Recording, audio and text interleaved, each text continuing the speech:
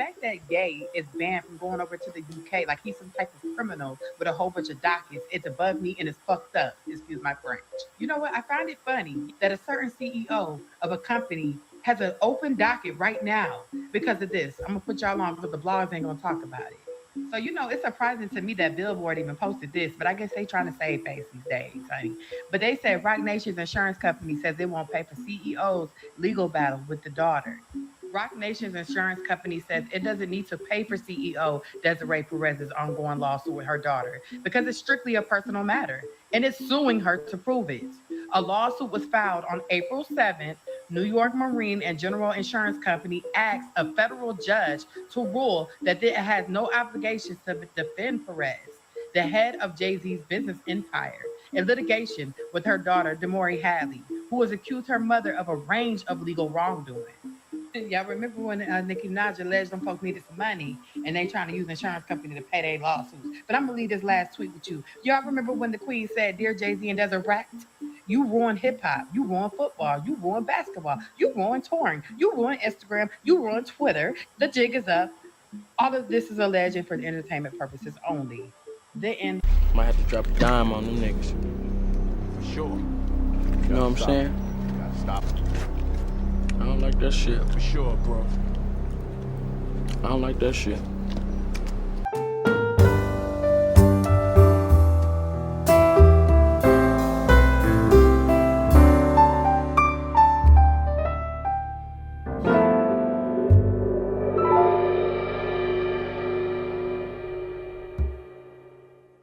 All right, family, y'all know how we do. Always pushing health, wealth, and a better understanding of self. So in this video, y'all, we're going over Kanye West. All right, he had his concert. Everybody showed out, but we know that they banned him from the UK, and it seemed like Kanye still got a lot of support. A lot of people want to ban him and cancel him, but I guess from that old Kanye, people feel like it's still there. But it's some new news that Kanye West, his bodyguard, is suing him for nearly $1 million. And make sure y'all subscribe to the channel, hit that like button, push me on the algorithm. I greatly appreciate it. Let's get it. I moved $140 million into JP Morgan. And I said, I want to talk to Jamie Dimon. Like, look at me. I'm just going in naive, multi-billionaire. Like, man, maybe Jamie Dimon will let me in on some deal flow. Wrong. And I start complaining online, and then they debank me for complaining. And so I'm about to get debanked. They're like, you need to go to Trump's, the bank, or whatever. You got to go. And I'm like, I've been trying to buy my own bank. It's like 50 million, 75 million. So I'm about to buy my own bank. But then, as you're about to take the money out, here comes Adidas with a $275 million bill for marketing funds that they agreed upon. Because I said to them, hey, I'm the marketing, give me the marketing fund, which proves by the response they got when they, stole the designs and said, we're going to not call them Yeezys anymore. So this is what I was already fighting. This is clearly getting under their skin. The people have spoken. Worse, the young people have spoken. The future. But the white media is desperately trying to conjure magic, trying to paint their own realities and convince themselves that the world is still flat. Rupert Murdoch's Wall Street Journal is a good example of attempting to dictate to the public what they should think. Just look at this headline. Kanye West is seeking redemption. There's a long road ahead. Well, considering the fact that this guy made $33 million in a single weekend, I would say the journey's going to be a short one. But when the white media says there's a long road ahead, they're talking about themselves. Oh, yeah. So they're trying to push this narrative on Kanye like, he got to seek redemption. Y'all seen the video. I played a video on my channel where Kanye he went and spoke to them little hats. I feel really blessed to be able to sit here with you today and just take accountability. I was dealing with some various issues, dealing with bipolar also. So it would take the ideas I had and have me take them to an extreme where I would forget about the protection of the people around me and myself. Kind of like seeking redemption. It's something they did that the powers that be didn't like. You know, in my opinion, I want to know what y'all think. Yeah, you people out there, you made this guy $33 million in a single weekend. Yeah, you probably think to yourselves that we don't matter, but you know what? We're not going to let up on him. It's going to be years and years. We're going to keep on snipering at him as if anyone cares. Kanye West is seeking redemption from who? You see Kanye West asking for redemption from anybody? You see him running around saying, I need to be redeemed. He's not. Instead, he's just doing his concerts. He could care less about redemption. This is the white media signaling, well, Kanye West, he needs to get on his knees. He hasn't groveled before us enough. Underneath the headline, this hit piece says, a #2 album release and 2 Los Angeles area stadium shows test fans' appetite for more Ye after his apology. Really? Somebody actually had the gall to write that and to publish it online? So Keir Starmer, he wrote, Kanye West should never have been invited to headline Wireless. This government stands firmly with the Jewish community, and we will not stop in our fight to confront and defeat the poison of anti-Semitism. We will always take the action necessary to protect the public and uphold our values. The British government blocking Kanye West's application to travel to the UK, where he was set to headline a music festival this summer. The controversial star, who now goes by Ye, was slated to perform despite having a history of anti-Semitic behavior. His participation drew massive fan outrage and even prompted some corporate backers to pull out of that show. The festival is now completely canceled. Its organizer initially asked fans to give Ye a second chance on BBC Radio just this morning. We need to be supportive of that and those communities. But at the same time, isn't that the point? I mean, I hear those words, but they will hear those words this morning. You haven't been supportive. People of faith should have forgiveness in their heart, Justin. But you can't tell them to forgive. It's up to them. No, I'm not telling them. I'm not telling them. I'm asking them. Asking them to forgive. NBC News correspondent Jesse Kirsch is following the latest for us. So he had this big show in LA. A lot of people came out, and that's an influence because everybody seemed like they still rocking with Kanye and his music. So it just seemed like they're trying to do whatever they can to, you know, hit him in his pocket. Look, Jesse, Ye had offered to meet with Jewish community members there in Britain prior to this decision. How are the festival organizers, I mean, at this point, reacting? Yeah, and part of what the Jewish community's response, some of the Jewish community's response in the UK had been that they would not meet with the artist formerly known as Kanye West until he said he was not going to play that festival. But obviously that decision now being taken out of his hands, a UK official telling our colleagues in our London bureau that the British government blocked Kanye West from traveling to the country on the grounds that his visit, quote, would not be conducive to the public good. So broad reasoning there. But this, of course, comes amid all of the blowback for someone who has repeatedly made anti-Semitic comments over the years to be billed as a headliner at a 3-day festival in London this summer. I want to read part of the statement from the organizers of that festival. Yesterday, they were talking about how his music is played by so many people, and they're not trying to give him a platform to spread hate, but just for people to hear the music that he's already talked about. But you can see in that statement, the organizers saying in part, as with every wireless festival, multiple stakeholders were consulted in advance of booking Ye, and no concerns were highlighted at the time. The organizers going on to say anti-Semitism in all its forms is abhorrent. We recognize the real and personal impact these issues have had. Okay, a lot to unpack there, Jesse. I mean, but to be clear, all of this is coming amid what seems like a sort of resurgence in the music world for Ye. I mean, he performed a sold-out show there in Los Angeles last week. Was there any outrage over that here at home in the States?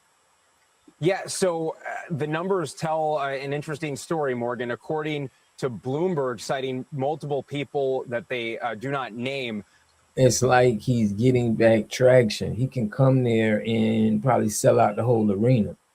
So he made 33 million, reportedly what they said in that one weekend.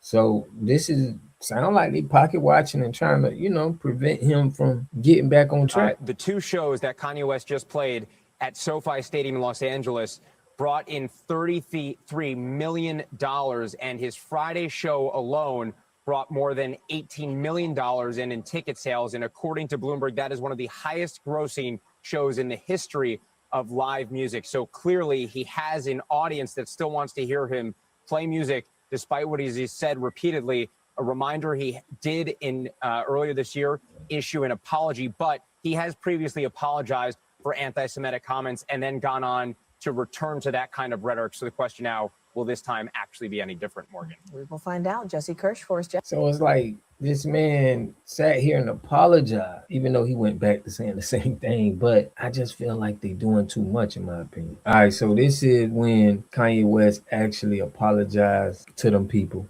Now, when I first seen this, I was like, Kanye, you said all of that, stand on it. But I don't know the money behind all of this that, he could be getting that he's not getting. So it's hard for us to judge now looking at this. We don't know what kind of games he's playing, but I mean, to break the record in 33 million in a weekend, and nobody can do that. The fans is there. So check this out. I want to know what y'all think. This is him apologizing. Let's get it. I feel really blessed to be able to sit here with you today and just take accountability. I was dealing with some various issues, dealing with bipolar also. So it would take the ideas I had and have me take them to an extreme where I would forget about the protection of the people around me and myself. So I wanted to come and take accountability. Sometimes people aren't that knowledgeable about the bipolar and the cause or what causes it and the way you act when you have this disease. So it's like if you left the house and you left your kid at the house and your kid went and messed up the kitchen and messed up the garage, messed up the living room. Now when you get back, it's your responsibility because that's your child. And that's the way I look at it. It's like I gotta go clean up the kitchen, I gotta clean up the living room, I gotta clean up the garage. Yeah, and it's a big deal for me as a man to come and take accountability for all the things that I've said. And I really just appreciate you embracing me with open arms and allowing me to make amends. And this is the beginning and the first steps and the first brick by brick to build back the strong walls. The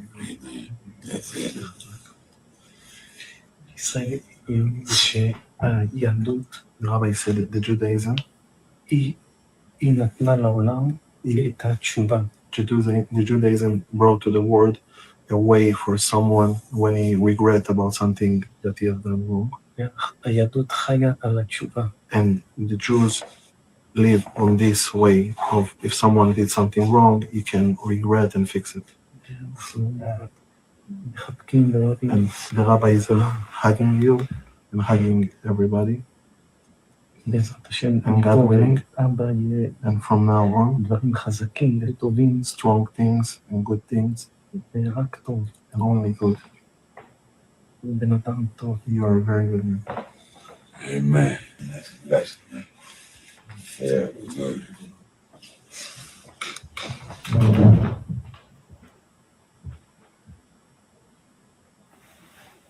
The fact that Ye is banned from going over to the UK, like he's some type of criminal with a whole bunch of dockets, it's above me and it's fucked up. Excuse my French. You know what? I find it funny that a certain CEO of a company has an open docket right now because of this. I'm gonna put y'all on because the blogs ain't gonna talk about it. So, it's surprising to me that Billboard even posted this, but I guess they trying to save face these days, honey. But they said Roc Nation's insurance company says it won't pay for CEO's legal battle with the daughter. Roc Nation's insurance company says it doesn't need to pay for CEO Desiree Perez's ongoing lawsuit with her daughter because it's strictly a personal matter, and it's suing her to prove it. A lawsuit was filed on April 7th.